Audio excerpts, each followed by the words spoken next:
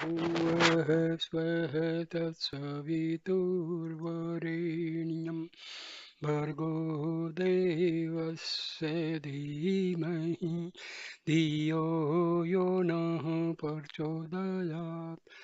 Om Shanti Shanti Shanti. Namaste, dear friends. Today I will give an video on who am I in Tamil, that is known as Nanyar. It comes under the teachings of Bhagavan Sri Ramana Maharshi. So this was the first booklet by Maharshi Ramana.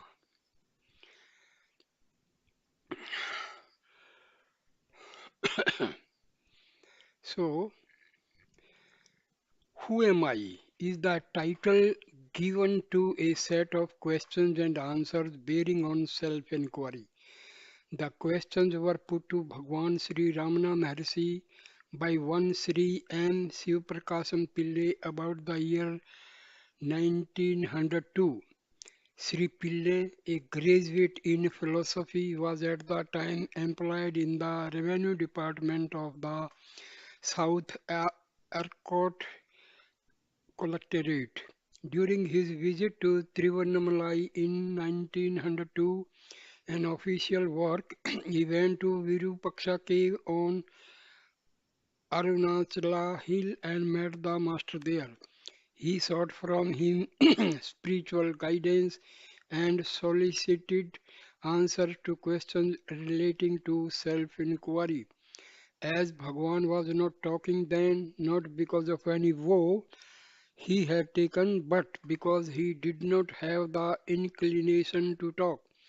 He answered the questions put to him by gestures, and when these were not understood by writing, a recollected and recorded by Sri Shiv Prakasham Pillai, there were 14 questions with answers to them given by Bhagwan. This record was first published by Sri Pillai in 1923, along with a couple of poems composed by himself relating how Bhagwan's grace operated in his case by dispelling his doubts and by saving him from a crisis in life. Who Am I? Has been published several times subsequently.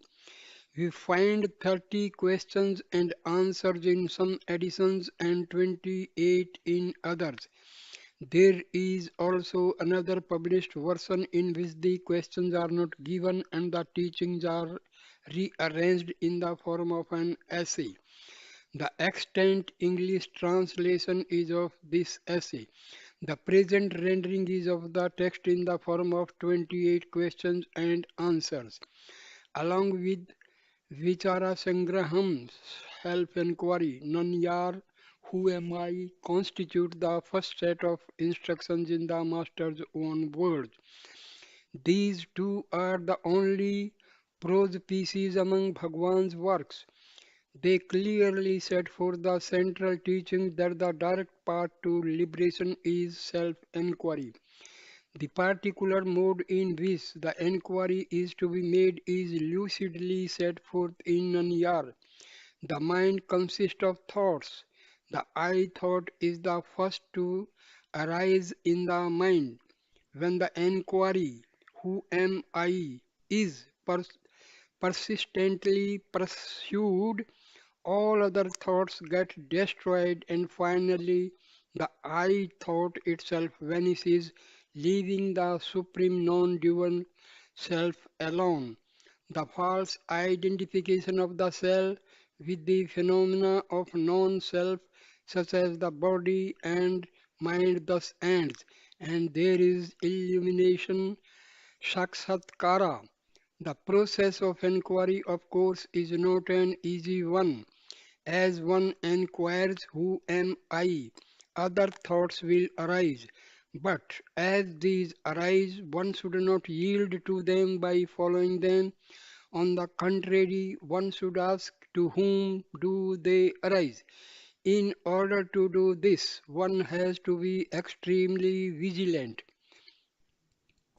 Through constant inquiry, one should make the mind stay in its source without allowing it to wander away and get lost in the mazes of thought created by itself. All other disciplines, such as breath control and meditation on the forms of God, should be regarded as auxiliary practices. They are useful insofar as they help the mind to become quiescent and one pointed. For the mind that has gained skill in concentration, self inquiry becomes comparatively easy. It is by ceaseless inquiry that the thoughts are destroyed and the self realized the plenary reality in which there is not even the I thought, the experience which is referred to as silence. This, in substance, is Bhagwan Sri Ramana Maharshi's teachings in Nanyar, Who Am I? Om Namo Bhagavate Sri Ramanaye. Now I will read the actual text, that is Who Am I, or in Tamil called Nanyar. As all living beings desire to be happy always without misery, as in the case of everyone, there is observed supreme love for one's self, and as happiness alone is the cause for love. In order to gain that happiness which is one's nature and which is experienced in the state of deep sleep, where there is no mind, one should know one's self. For that the path of knowledge, the inquiry of the form who am I is the principal means. Now first, who am I? The gross body which is composed of the seven humors, dhatus. I am not the five cognitive sense organs, viz. The senses of hearing, touch, sight, taste, and smell, which apprehend their respective objects, which sound, touch, color, taste, and odor. I am not the five cognitive sense organs, which the organs of speech, locomotion, grasping, excretion, and procreation, which have as their respective functions speaking, moving, grasping, excreting, and enjoying. I am not the five vital airs, prana, etc., which perform respectively the five functions of in breathing, etc. I am not even the mind which thinks. I am not the nescience too, which is endowed only with the residual impressions of objects, and in which there are no objects and no functioning. I am not. Second, if I am none of these, then who am I? After negative all of the above mentioned as not this, that awareness which alone remains, that I am. Third, what is the nature of awareness? The nature of awareness is existence, consciousness, and bliss. That is called Satchiti Ananda or Satchidananda. Fourth, when will the realization of the self be gained? When the world, which is what is seen, has been removed, there will be realization of the self, which is the seer. Fifth, will there not be realization of the self even while the world is there, taken as real? There will not be. Sixth, why? The seer and the object seen are like the rope and the snake, just as the knowledge of the rope, which is the substrate, will not arise unless the false knowledge of the illusory serpent goes, so the realization of the self which is the substrate, will not be gained unless the belief that the world is real is removed. Seventh, when will the world which is the object seen be removed? When the mind, which is the cause of all cognitions and of all actions, becomes quiescent, the world will disappear. Eighth, what is the nature of the mind? What is called mind is a wondrous power residing in the self. It causes all thoughts to arise. Apart from thoughts, there is no such thing as mind. Therefore, thought is the nature of mind. Apart from thoughts, there is no independent entity called the world. In deep sleep, there are no thoughts and there is no world. In the states of waking and dream, there are thoughts and there is a world also. Just as the spider emits the thread of the web out of itself and again withdraws it into itself, likewise the mind projects the world out of itself and again resolves it into itself. When the mind comes out of the self, the world appears. Therefore, when the world appears to be real, the self does not appear. And when the self appears science, the world does not appear. When one persistently inquires into the nature of the mind will end leaving the self as the residue. What is referred to as the self is the Atman. The mind always exists only in dependence on something gross. It cannot stay alone. It is the mind that is called the subtle form or the soul, that is Jiva. Ninth, what is the path of inquiry for understanding the nature of the mind? That which rises as I in this body is the mind. If one inquires as to where in the body the thought I arises first, one would discover that it arises in the heart. That is the place of the mind's origin. Even if one thinks constantly one will be led to that place. Of all the thoughts that arise in the mind, the I thought is the first. It is only after the rise of this that the other thoughts arise. It is after the appearance of the first personal pronoun that the second and the third personal pronoun appear. Without the first personal pronoun, there will not be the second and the third. Tenth, how will the mind become quiescent? By the enquiry, who am I? The thought, who am I, will destroy all other thoughts, and like the stick used for stirring the burning fire, it will itself in the end get destroyed. Then there will arise self realization. 11. What is the means for constantly holding on to the thought, who am I? When other thoughts arise, one should not pursue them but should inquire to whom do they arise. It does not matter how many thoughts arise. As each thought arises, one should inquire with diligence to whom has this thought arisen. The answer that would emerge would be to me. Thereupon, if one inquires who am I, the mind will go back to its source and the thought that arose will become quiescent. With repeated practice in this manner, the mind will develop the skill to stay in its source. When the mind that is subtle goes out through the brain and the sense organs, the gross names and forms appear. When it stays in the heart, the names and forms disappear. Not letting the mind go out, but retaining it in the heart is what is called inwardness, antarmukha. Antarmukha.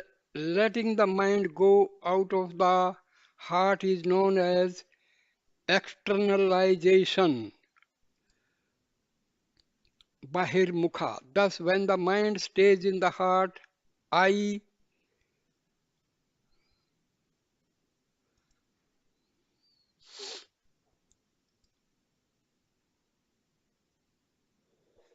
I will destroy all other thoughts. And like the stick used for, okay. Thus, when the mind stays in the heart, the I, which is the source of all thoughts, will go, and the self, which ever exists, will shine. Whatever one does, one should do without the egoity I. If one acts in that way, all will appear as of the nature of Shiva, the God. 12. Are there no other means for making the mind quiescent other than answer? Other than inquiry, there are no adequate means. If through other means it is sought to control the mind will appear to be controlled but will again go forth. Through the control of breath also the mind will become quiescent, but it will be quiescent only so long as the breath remains controlled, and when the breath resumes the mind also will again start moving and will wander as impelled by residual impressions. The source is the same for both mind and breath. Thought indeed is the nature of the mind. The thought I is the first thought of the mind, and that is egoity. It is from that whence egoity originates that breath also originates. Therefore, when the mind becomes quiescent, the breath is controlled, and when the breath is controlled, the mind becomes quiescent. But in deep sleep, although the mind becomes quiescent, the breath does not stop. This is because of the will of God, so that the body may be preserved and other people may not be under the impression that it is dead. In the state of waking and in samadhi, when the mind becomes quiescent, the breath is controlled. Breath is the gross form of mind. Till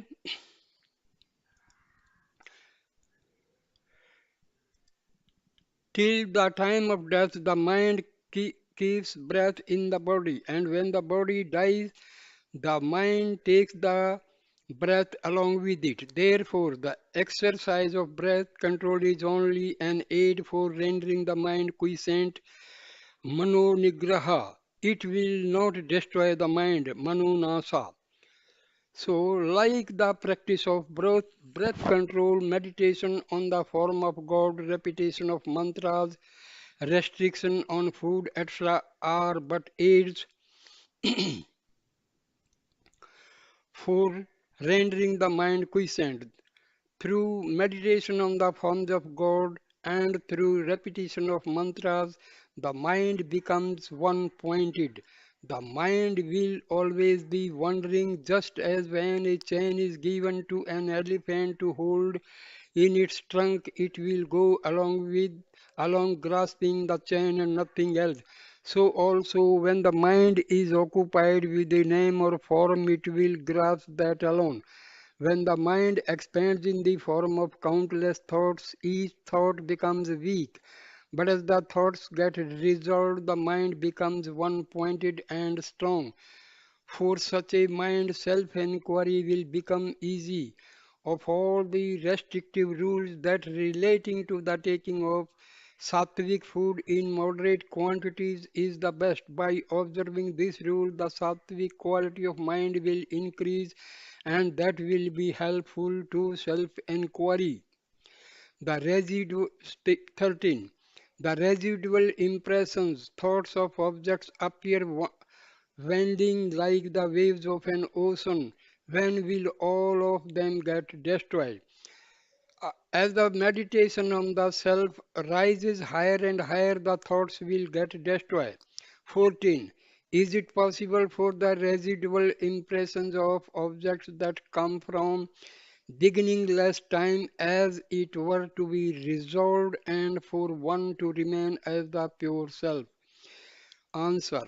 Without yielding to the doubt, is it possible or not? One should persistently hold on to the meditation on the self. Even if one be a great sinner, one should not worry and weep. Oh, I am a sinner, how can I be saved?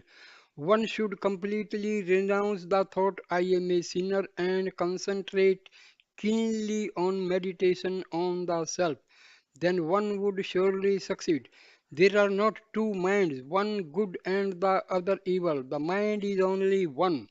It is the residual impressions that are of two kinds, auspicious and inauspicious. When the mind is under the influence of auspicious impressions, it is called good, and when it is under the influence of inauspicious impressions, it is regarded as evil. The mind should not be allowed to wander towards worldly objects and what concerns other people. However bad other people may be, one should bear no hatred for them. Both desire and hatred should be eschewed.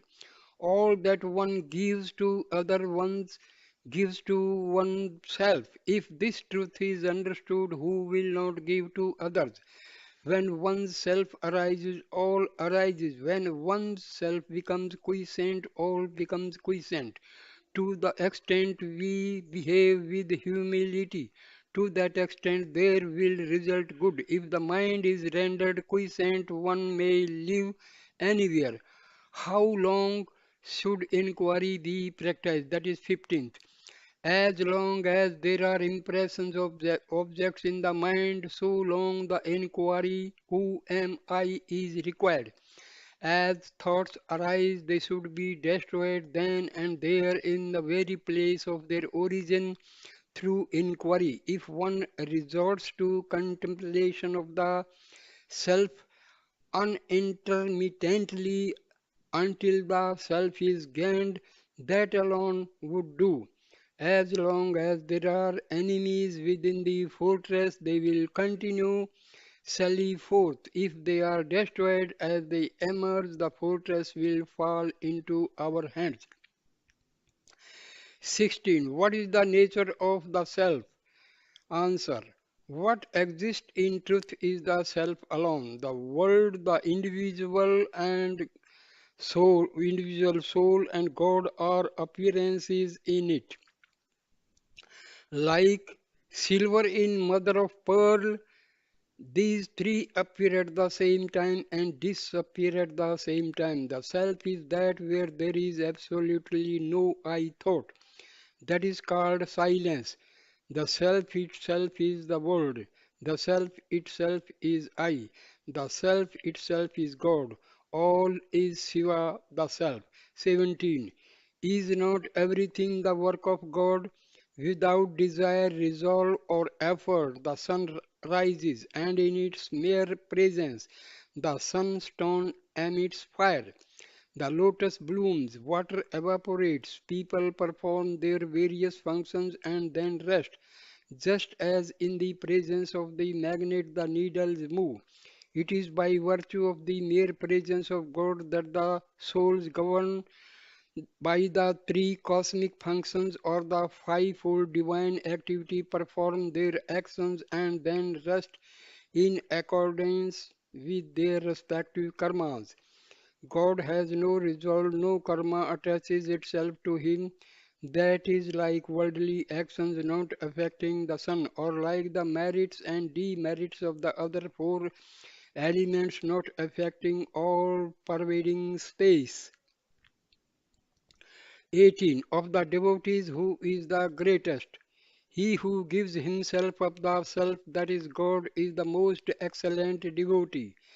Giving one's self up to God means remaining constantly in the self without giving room for the rise of any thoughts other than that of the self. Whatever burdens are thrown on God, He bears them. Since the supreme power of God makes all things move, why should we, without submitting ourselves to it, constantly worry ourselves with thoughts as to what should be done and what should not be done and how not? We know that the train carries all loads, so after getting on it, why should we carry our small luggage on our head to our discomfort instead of putting it down in the train and feeling at ease? 19. What is non attachment? As thoughts arise, destroying them utterly without any residue in the very place of their origin is non attachment. Just as the pearl diver ties a stone to his waist, sinks to the bottom of the sea, and there takes the pearls, so each one of us should be endowed and non attachment, dive within oneself and obtain the self pearl. 20. Is it not possible for God and the Guru to effect the release of a soul? God and the Guru will only show the way to release. They will not by themselves take the soul to the state of release. In truth, God and Guru are not different. Just as the prey which has fallen into the jaws of a tiger has no escape, so those who have come within the ambit of the Guru's gracious look will be saved by the Guru and will not get lost. Yet, each one should by his own effort pursue the path shown by God or Guru and gain release. One can know oneself only with one's own eye of knowledge and not with somebody else's. Does he who is Rama require the help of a mirror to know that he is Rama? 21. Is it necessary for one who longs for release to inquire into the nature of categories, tattvas? Just answer. Just as one who wants to throw away garbage has no need to analyze it and see what it is. So one who wants to know the self has no need to count the number of categories or inquiry into their characteristics. What he has to do is to reject altogether the categories that hide the self. The world should be considered like a dream. 22nd. Is there no difference between waking and dream? Waking is long and a dream short. Other than this, there is no difference. Just as waking happenings seem real while awake, so do those in a dream while dreaming.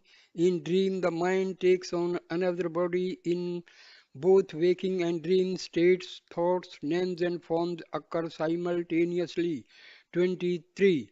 Is it any use reading books for those who long for release? Answer. All the text says that in order to gain release, one should render the mind quiescent. Therefore, their conclusive teaching is that the mind should be rendered quiescent. Once this has been understood, there is no need for endless reading. In order to quieten the mind, one has only to inquire within oneself that what one's self is. How could this search he done in the books? One should know one's self with one's own eye of wisdom. The self is within the five seats, but books are outside them since the self has to be inquired into the discarding the five seats. It is futile to search for it in the books. There will come a time when one will have to forget all that one has learned. 24th. What is happiness? Happiness is the very nature of the self.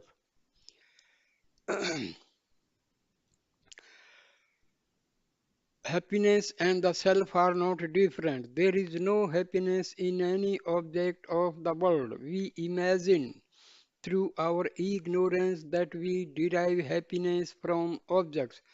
When the mind goes out, it experiences misery.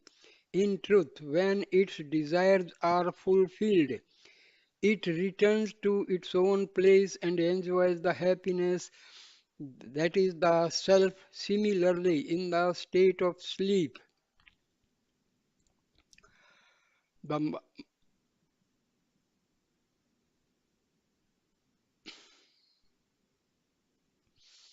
that is when there is no thought, the mind experiences happiness, and when the world appears, it goes through misery.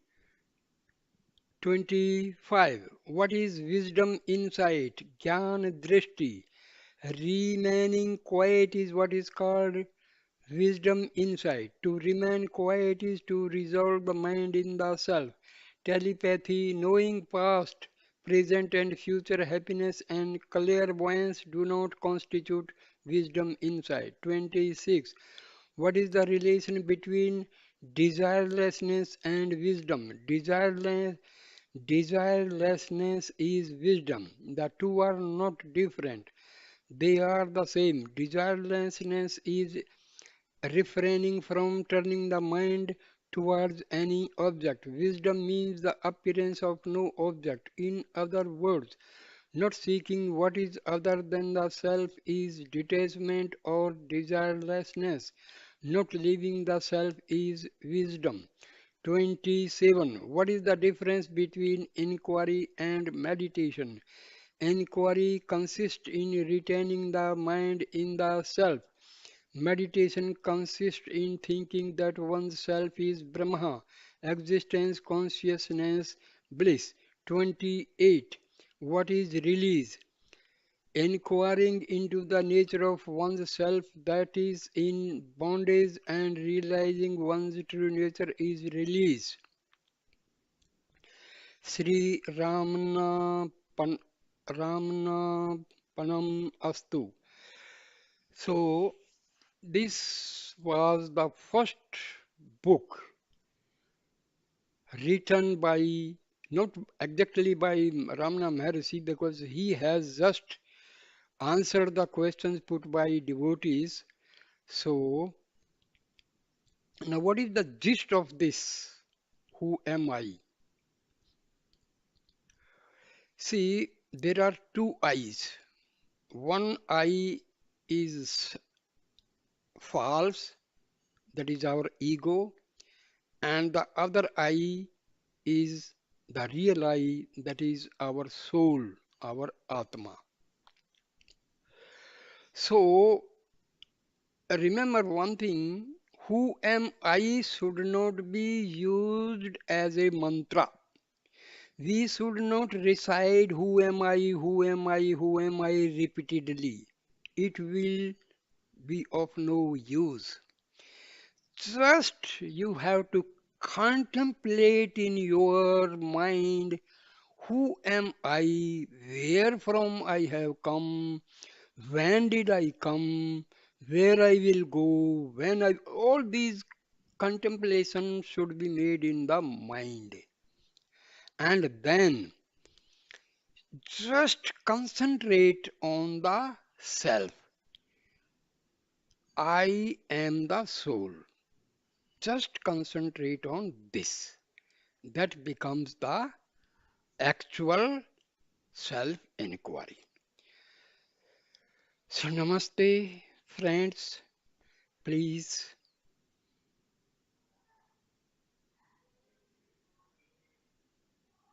like, comment, share, and